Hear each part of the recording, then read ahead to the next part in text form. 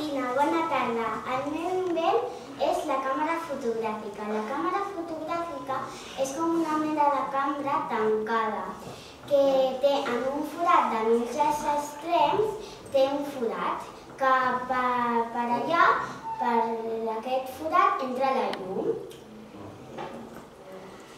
I té un gravador que captura la llum de l'altre extrem. Els seus components bàsics són obturador, diafragma, pel·lícula fotogràfica.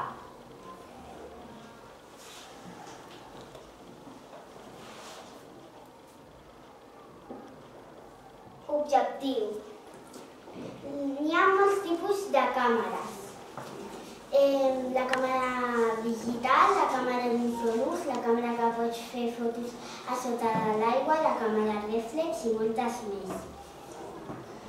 La càmera fotogràfica és un invent atribuït a Leonardo da Vinci, que va néixer al 1452 i que va morir al 1519. Encara que no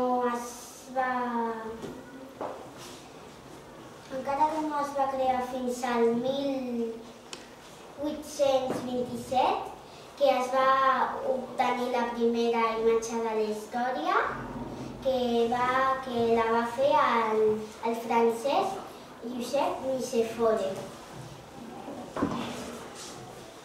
La càmera fotogràfica es va crear per projectar imatges.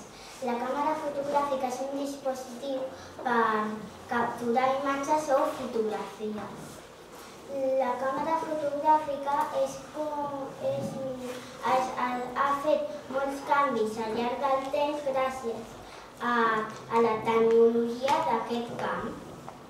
Aquest invent a mi em sembla bé perquè pots fer-te fotos amb les persones que estimes, per exemple, amb la família, amb els amics, amb els companys, amb les persones que vulguis i també amb les coses que t'agraden, com els animals, els paisatges.